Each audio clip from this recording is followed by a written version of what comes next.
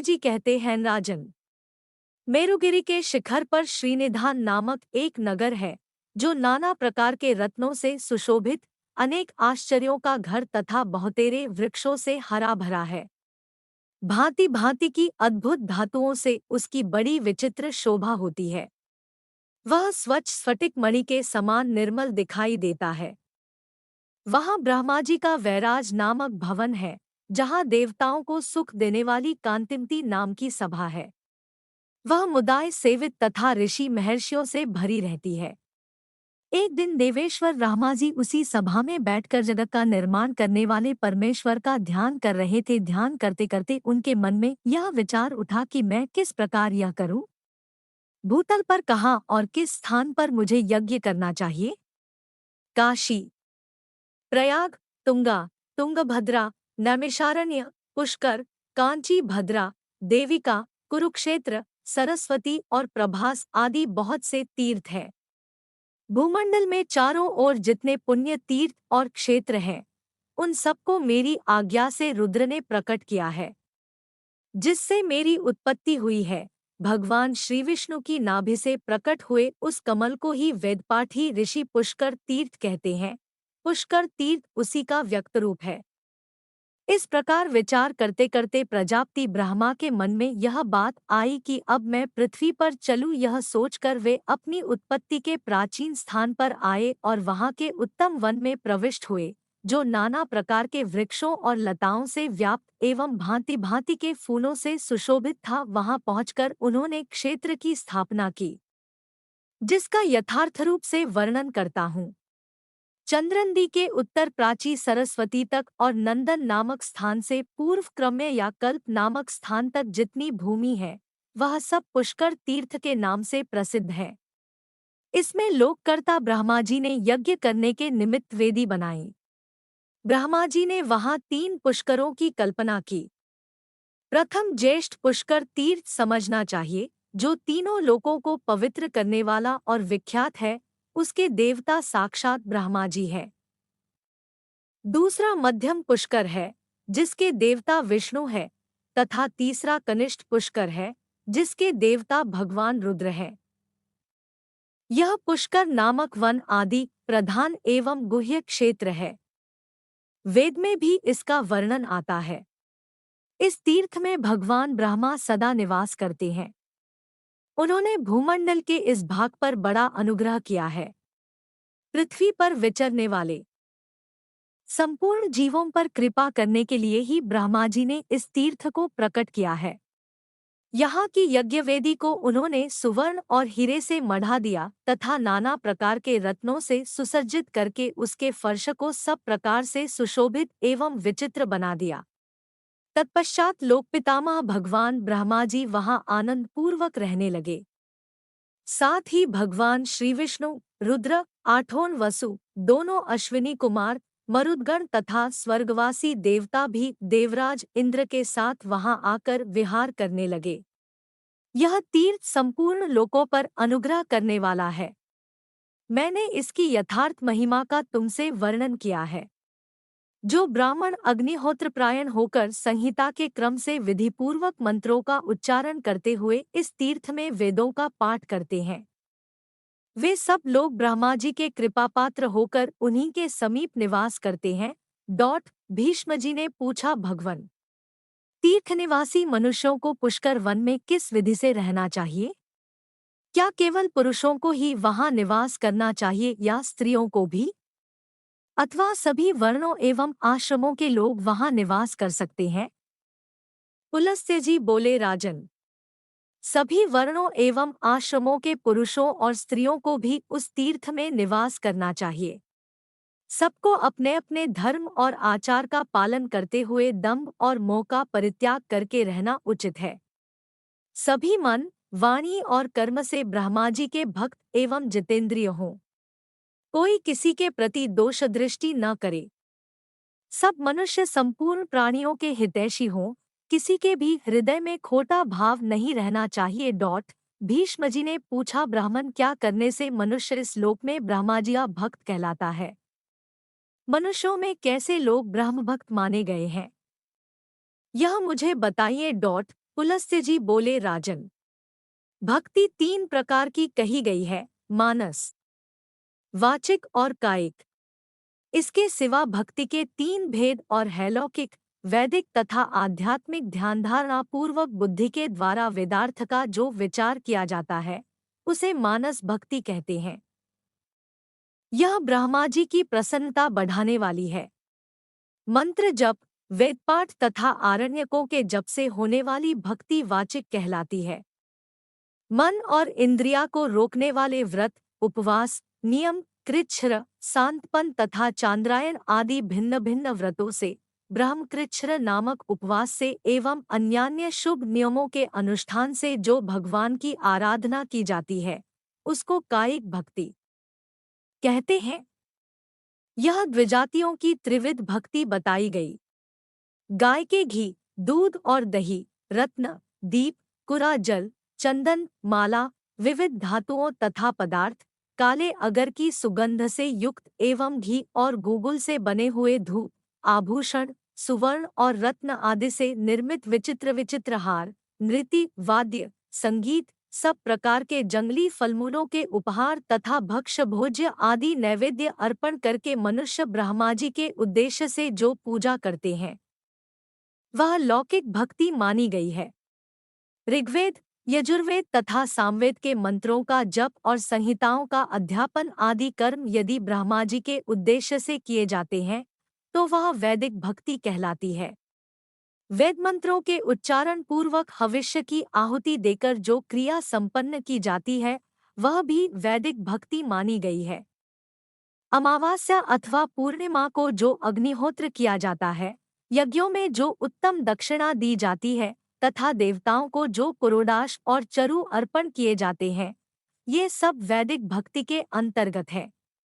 इष्टि, धृति, यज्ञ संबंधी सोमपान तथा अग्नि, पृथ्वी, वायु, आकाश, चंद्रमा, मेघ और सूर्य के उद्देश्य से किए हुए जितने कर्म हैं उन सबके देवता ब्रह्मा जी ही है। राजन, ब्रह्मा जी की आध्यात्मिक भक्ति 2 प्रकार की मानी गई है, एक सांख्यज और दूसरी योगज।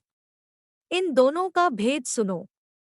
प्रधान, मूल, प्रकृति आदि प्राकृत तत्व संख्या में 24 है। वे सबके सब जड़ एवं भोग्य है। उनका भोक्ता पुरुष 25वां तत्व है, वह चेतन है। इस प्रकार संख्या पूर्वक प्रकृति और पुरुष के तत्व को ठीक ठीक जानना सांख्यज भक्ति है। इसे सत्पुरुषों ने सांख्य शास्त्र के अनुसार आध्यात्मिक भक्ति माना है। अब ब्रह्मा जी की योगज भक्ति का वर्णन सुनो। प्रतिदिन प्राणायाम पूर्वक ध्यान लगाए, इंद्रियों का संयम करे और समस्त इंद्रियों को विषयों की ओर से खींचकर हृदय में धारण करके प्रजानाथ ब्रह्मा जी का इस प्रकार ध्यान करे। हृदय के भीतर कमल है, उसकी कर्णिका पर ब्रह्मा जी विराजमान है। वे रक्त वस्त्र धारण किए हुए हैं, उनके नेत्र सुंदर हैं, सब और उनके मुख प्रकाशित हो रहे हैं। ब्रह्मसूत्र यज्ञोपवीत कमर के ऊपर तक लटका हुआ है। उनके शरीर का वर्ण लाल है, 4 भुजाएं शोभा पा रही है तथा हाथों में वरद और अभ्य की मुद्राएं हैं। इस प्रकार के ध्यान की स्थिरता योगजन्य मानस सिद्धि है। यही ब्रह्मा जी के प्रति होने वाली पराभक्ति मानी गई है। जो भगवान ब्रह्मा जी में ऐसी भक्ति रखता है वह ब्रह्म भक्त कहलाता है। राजन, अब पुष्कर क्षेत्र में निवास करने वाले पुरुषों के पालन करने योग्य आचार का वर्णन सुनो। पूर्व काल में जब विष्णु आदि देवताओं का वहां समागम हुआ था, उस समय सबकी उपस्थिति में ब्रह्मा जी ने स्वयं ही क्षेत्र निवासियों के कर्तव्य को विस्तार के साथ बतलाया था। पुष्कर क्षेत्र में निवास करने वालों को उचित है कि वे ममता और अहंकार को पास न आने दें, आसक्ति और संग्रह की वृत्ति का परित्याग करें। बंधु बांधवों के प्रति भी उनके मन में आसक्ति नहीं रहनी चाहिए। वे ढेले, पत्थर और सुवर्ण को समान समझे प्रतिदिन नाना प्रकार के शुभ कर्म करते हुए संपूर्ण प्राणियों को अभ्यदान दें।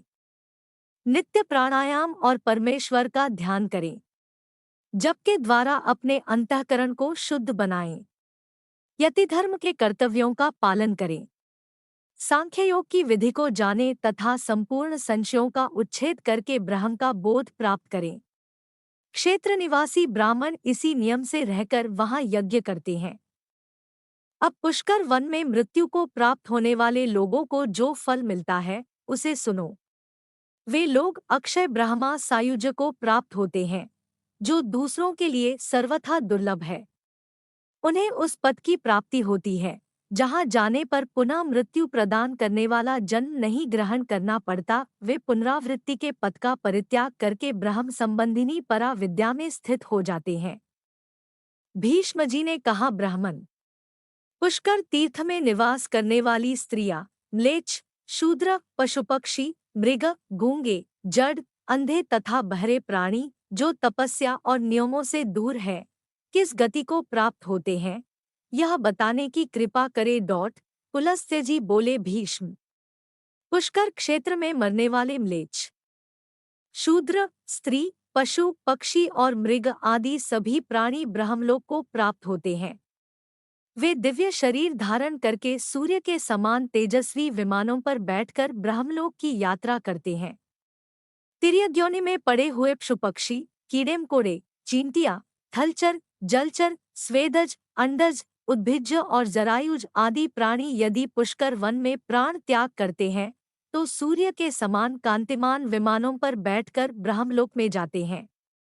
जैसे समुद्र के समान दूसरा कोई जलाशय नहीं है, वैसे ही पुष्कर के समान दूसरा कोई तीर्थ नहीं है। अब मैं तुम्हें अन्य देवताओं का परिचय देता हूँ जो इस पुष्कर क्षेत्र में सदा विद्यमान रहते हैं। भगवान श्री विष्णु के साथ इंद्रादि संपूर्ण देवता, गणेश, कार्तिकेय, चंद्रमा, सूर्य और देवों, ये सब संपूर्ण जगत का हित करने के लिए ब्रह्मा जी के निवास स्थान पुष्कर क्षेत्र में सदा विद्यमान रहते हैं। इस तीर्थ में निवास करने वाले लोग सत्ययुग में 12 वर्षों तक, त्रेता में 1 वर्ष तक तथा द्वापर में 1 मास तक तीर्थ सेवन करने से जिस फल को पाते थे उसे कलयुग में 1 दिन शत के तीर्थ सेवन से ही प्राप्त कर लेते हैं। यह बात देवाधिदेव ब्रह्मा जी ने पूर्व काल में मुझसे, पुलस्त्य जी से स्वयं ही कही थी। पुष्कर से बढ़कर इस पृथ्वी पर दूसरा कोई क्षेत्र नहीं है, इसलिए पूरा प्रयत्न करके मनुष्य को इस पुष्कर वन का सेवन करना चाहिए। ब्रह्मचारी, गृहस्थ, वानप्रस्थ और सन्यासी ये सब लोग अपने अपने शास्त्रोक्त धर्म का पालन करते हुए इस क्षेत्र में परम गति को प्राप्त करते हैं। धर्म और अर्थ के तत्व को जानने वाले पुरुष को चाहिए कि वह अपनी आयु के 1/4 भाग तक दूसरे की निंदा से बचकर ब्रह्मचर्य का पालन करते हुए गुरु अथवा गुरुपुत्र के समीप निवास करे तथा गुरु की सेवा से जो समय बचे उसमें अध्ययन करे, श्रद्धा और आदर पूर्वक गुरु का आश्रय ले। गुरु के घर में रहते समय गुरु के सोने के पश्चात शयन करे और उनके उठने से पहले उठ जाए। शिष्य के करने योग्य जो कुछ सेवा आदि कार्य हो वह सब पूरा करके ही शिष्य को गुरु के पास खड़ा होना चाहिए। यह सदा गुरु का किंकर होकर सब प्रकार की सेवाएं करे, सब कार्यों में कुशल हो, पवित्र, कार्यदक्ष और गुणवान बने, गुरु को प्रिय लगने वाला उत्तर दे, इंद्रियों को जीतकर शांत भाव से गुरु की ओर देखे, गुरु के भोजन करने से पहले भोजन और जलपान करने से पहले जलपान न करे। गुरु खड़े हो तो स्वयं भी बैठे नहीं, उनके सोए बिना शयन भी न करे। उत्तान हाथों के द्वारा गुरु के चरणों का स्पर्श करे। गुरु के दाहिने पैर को अपने दाहिने हाथ से और बाएं पैर को बाएं हाथ से धीरे धीरे दबाए और इस प्रकार प्रणाम करके गुरु से कहे, भगवन, मुझे पढ़ाइए।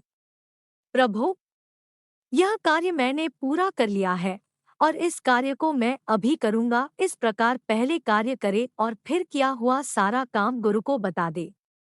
मैंने ब्रह्मचारी के नियमों का यहाँ विस्तार के साथ वर्णन किया है। गुरु भक्त शिष्य को इन सभी नियमों का पालन करना चाहिए। इस प्रकार अपनी शक्ति के अनुसार गुरु की प्रसन्नता का संपादन करते हुए शिष्य को कर्तव्य कर्म में लगे रहना उचित है। वह 1, 2, 3 या चारों वेदों को अर्थसहित गुरुमुख से अध्ययन करे, भिक्षा के अन्न से जीविका चलाए और धरती पर शयन करे। वेदोक्त व्रत का पालन करता रहे और गुरुदक्षिणा देकर विधिपूर्वक अपना समावर्तन संस्कार करे, फिर धर्मपूर्वक प्राप्त हुई स्त्री के साथ गार्हपत्यादि अग्नियों की स्थापना करके प्रतिदिन हवनादि के द्वारा उनका पूजन करे। आयु का प्रथम भाग ब्रह्मचर्याश्रम में बिताने के पश्चात दूसरा भाग गृहस्थ आश्रम में रहकर व्यतीत करे। गृहस्थ ब्राह्मण यज्ञ करना, यज्ञ कराना, वेद पढ़ना, वेद पढ़ाना तथा दान देना और दान लेना, इन 6 कर्मों का अनुष्ठान करे। उससे भिन्न वानप्रस्थी विप्र केवल यजन, अध्ययन और दान, इन 3 कर्मों का ही अनुष्ठान करे तथा चतुर्थ आश्रम में रहने वाला ब्रह्मनिष्ठ सन्यासी जपयज्ञ और अध्ययन, इन 2 ही कर्मों से संबंध रखे। गृहस्थ के व्रत से बढ़कर दूसरा तो कोई महान तीर्थ नहीं बताया गया है। गृहस्थ पुरुष कभी केवल अपने खाने के लिए भोजन न बनाए, देवता और अतिथियों के उद्देश्य से ही रसोई करे। पशुओं की हिंसा न करे। दिन में कभी नींद न, एक से रात के पहले और पिछले भाग में भी न सोए। दिन और रात्रि की संधि में, सूर्योदय एवं सूर्यास्त के समय भोजन न करे। झूठ न बोले। गृहस्थ के रे घर में कभी ऐसा नहीं होना चाहिए कि कोई ब्राह्मण अतिथि आकर भूखा रह जाए और उसका यथावत सत्कार न हो। अतिथि को भोजन कराने से देवता और पितर संतुष्ट होते हैं। आथ गृहस्थ पुरुष सदा ही अतिथियों का सत्कार करे।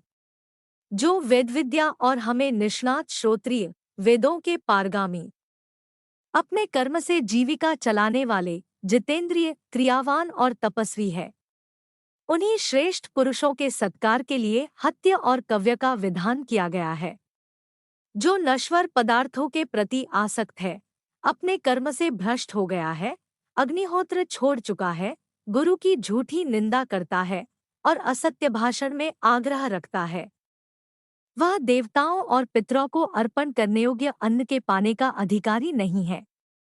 गृहस्थ की संपत्ति में सभी प्राणियों का भाग होता है। जो भोजन नहीं बनाते, उन्हें भी गृहस्थ पुरुष अन्न दे। वह प्रतिदिन विघस और अमृत भोजन करे। यज्ञ से, देवताओं और पितर आदि को अर्पण करने से बचा हुआ अन्न हविष्य के समान एवं अमृत माना गया है। तथा जो कुटुंब के सभी मनुष्यों के भोजन कर लेने के पश्चात उनसे बचा हुआ अन्न ग्रहण करता है, उसे विघसाशी, विघसन्न भोजन करने वाला कहा गया है। गृहस्थ पुरुष को केवल अपनी ही स्त्री से अनुराग रखना चाहिए। वह मन को अपने वश में रखे, किसी के गुणों में दोष न देखे और अपनी संपूर्ण इंद्रियों को काबू रखे। ऋत्विक, पुरोहित, आचार्य, मामा, अतिथि, शरणागत, वृद्ध, बालक, रोगी, वैद्य, कुटुंबी, संबंधी, बांधव, माता, पिता, दामाद, भाई, पुत्र, स्त्री, बेटी तथा दास-दासियों के साथ विवाद नहीं करना चाहिए। जो इनसे विवाद नहीं करता, वह सब प्रकार के पापों से मुक्त हो जाता है। जो अनुकूल बर्ताव के द्वारा इन्हें अपने वश कर लेता है, वह संपूर्ण लोकों पर विजय पा जाता है, इसमें तनिक भी संदेह नहीं है। आचार्य हालोक का स्वामी है, पिता प्रजापतिलोक का प्रभु है, अतिथि संपूर्ण लोकों का ईश्वर है, ऋल्पिक वेदों का अधीन और प्रभु होता है, दामाद अप्सराओं के लोक का अधिपति है, कुटुंबी विश्वदेव संबंधी लोकों के अधिष्ठाता है, संबंधी और बांधव दिशाओं के तथा माता और मामा भूलोक के स्वामी है, वृद्ध, बालक और रोगी मनुष्य आकाश के प्रभु है, पुरोहित ऋषिलोक के और शरणागत साध्यलोकों के अधिपति हैं, वैद्य अश्विनी कुमारी के लोक का तथा भाई वलोक का स्वामी है, पत्नी वायुलोक की ईश्वरी तथा कन्या अप्सराओं के घर की स्वामिनी है, बड़ा भाई पिता के समान होता है, पत्नी और पुत्र अपने ही शरीर है, दासवर परछाई के समान है तथा कन्या अत्यंत दीन दया के योग्य मानी गई है। इसलिए उपर्युक्त व्यक्ति कोई अपमानजनक बात भी कह दे तो उसे चुपचाप सह लेना चाहिए, कभी क्रोध या दोहक नहीं करना चाहिए। गृहस्थ धर्मप्रायण विद्वान पुरुष को एक ही साथ बहुत से काम नहीं आरंभ करने चाहिए। धर्मज्ञ को उचित है कि वह किसी एक ही काम में लगकर उसे पूरा करे। गृहस्थ ब्राह्मण की 3 जीविकाएं हैं, उनमें उत्तरोत्तर श्रेष्ठ एवं कल्याणकारक है। पहली है कुंभधान्य वृत्ति, जिसमें एक घड़े से अधिक धान्य का संग्रह न करके जीवन निर्वाह किया जाता है। दूसरी उच्छृंखल वृत्ति है, जिसमें खेती कट जाने पर खेतों में गिरी हुई अनाज की बालें चुनकर लाई जाती है और उन्हीं से जीवन निर्वाह किया जाता है। तीसरी कापोती वृत्ति है, जिसमें खलिहान और बाजार से अन्न के बिखरे हुए दाने चुनकर लाए जाते हैं तथा उन्हीं से जीविका चलाई जाती है। जहां इन तीन वृत्तियों से जीविका चलाने वाले पूजनीय ब्राह्मण निवास करते हैं, उस राष्ट्र की वृद्धि होती है। जो ब्राह्मण गृहस्थ की इन तीन वृत्तियों से जीवन निर्वाह करता है और मन में कष्ट का अनुभव नहीं करता, वह 10 पीढ़ी तक के पूर्वजों को तथा आगे होने वाली संतानों की भी 10 पीढ़ियों को पवित्र कर देता है। अब तीसरे आश्रम वानप्रस्थ का वर्णन करता हूँ। सुनो गृहस्थ पुरुष, जब यह देख ले कि मेरे शरीर में झुर्रियाँ पड़ गई है, सिर के बाल सफ़ेद हो गए हैं और पुत्र के भी पुत्र हो गया है, तब वह वन में चला जाए। जिन्हें गृहस्थ आश्रम के नियमों से निर्वेद हो गया है, अतएव जो वानप्रस्थ की दीक्षा लेकर गृहस्थ आश्रम का त्याग कर चुकते हैं, पवित्र स्थान में निवास करते हैं, जो बुद्धिबल से संपन्न तथा सत्य, शौच और क्षमा आदि सद्गुणों से युक्त है, उन पुरुषों के कल्याणमय नियमों का वर्णन सुनो। प्रत्येक द्विज को अपनी आयु का तीसरा भाग वानप्रस्थ आश्रम में रहकर व्यतीत करना चाहिए। वानप्रस्थ आश्रम में भी वह उन्हीं अग्नियों का सेवन करे जिनका गृहस्थ आश्रम में सेवन करता था। देवताओं का पूजन करे, नियम पूर्वक रहे, नियमित भोजन करे, भगवान श्री विष्णु में भक्ति रखे तथा यज्ञ के संपूर्ण अंगों का पालन करते हुए प्रतिदिन अग्निहोत्र का अनुष्ठान करे। धान और जौ वही ग्रहण करे जो बिना जोती हुई जमीन में अपने आप पैदा हुआ हो। इसके सिवा नीवार, तीना और विघस अन्न को भी वह पा सकता है। उसे अग्नि में देवताओं के निमित्त हविष्य भी अर्पण करना चाहिए। वानप्रस्थी लोग वर्षा के समय खुले मैदान में आकाश के नीचे बैठते हैं। हेमंत ऋतु जल का आश्रय लेते हैं और ग्रीष्म में पंचाग्नि सेवनरूप तपस्या करते हैं। उनमें से कोई तो धरती पर लौटते हैं, कोई पंजों के बल खड़े रहते हैं और कोई एक स्थान पर एक आसन से बैठे रह जाते हैं। कोई दांतों से ही उखल का काम लेते हैं, दूसरे किसी साधन द्वारा फोड़ी हुई वस्तु नहीं ग्रहण करते। कोई पत्थर से कूटकर खाते हैं, कोई जौ के आटे को पानी में उबालकर उसी को शुक्ल पक्ष या कृष्ण पक्ष में एक बार पी लेते हैं। कुछ लोग ऐसे होते हैं जो समय पर अपने आप प्राप्त हुई वस्तु को ही भक्षण करते हैं। कोई मूल, कोई फल और कोई फूल खाकर ही नियमित जीवन व्यतीत करते हैं। इस प्रकार वे न्यायपूर्वक वैखानस वानप्रस्थियों के नियमों का दृढ़तापूर्वक पालन करते हैं। वे मनीषी पुरुष ऊपर बताए हुए तथा अन्यान्य नाना प्रकार के नियमों की दीक्षा लेते हैं। चौथा आश्रम संन्यास है। यह उपनिषदों द्वारा प्रतिपादित धर्म है। गृहस्थ और वानप्रस्थ आश्रम प्रायः साधारण मिलते जुलते माने गए हैं, किंतु संन्यास इनसे भिन्न विलक्षण होता है। तात प्राचीन युग में सर्वार्थदर्शी ब्राह्मणों ने संन्यास धर्म का आश्रय लिया था। अगस्त्य, सप्तर्षि, मधुच्छंदा, गवेषण, सांकृति, सुदिव भांडी, यवप्रोत, कृतश्रम, अहोवीर्य, कामेय, स्थाणु, मेधातिथि, बुध, मनोवक, शिनीवाक, शून्यपाल और अकृतश्रमय धर्मतत्व के यथार्थ ज्ञाता थे। इन्हें धर्म के स्वरूप का साक्षात्कार हो गया था। इनके सिवा धर्म की निपुणता का ज्ञान रखने वाले उग्रतपस्वी ऋषियों के जो यायावर नाम से प्रसिद्ध गण हैं, वे सभी विषयों से ऊपर हो माया के बंधन को तोड़कर वन में चले गए थे। मुमुक्षु को उचित है कि वह सर्वस्व दक्षिणा देकर सबका त्याग करके सद्यस्करी तत्काल आत्मकल्याण करने वाला बने। आत्मा का ही यजन करे, विषयों से उपरत हो आत्मा में ही रमण करे तथा आत्मा पर ही निर्भर करे। सब प्रकार के संग्रह का परित्याग करके भावना के द्वारा गारहपत्यादि अग्नियों की आत्मा में स्थापना करे और उसमें तदनुरूप यज्ञों का सर्वदा अनुष्ठान करता रहे। चतुर्थ आश्रम सबसे श्रेष्ठ बताया गया है।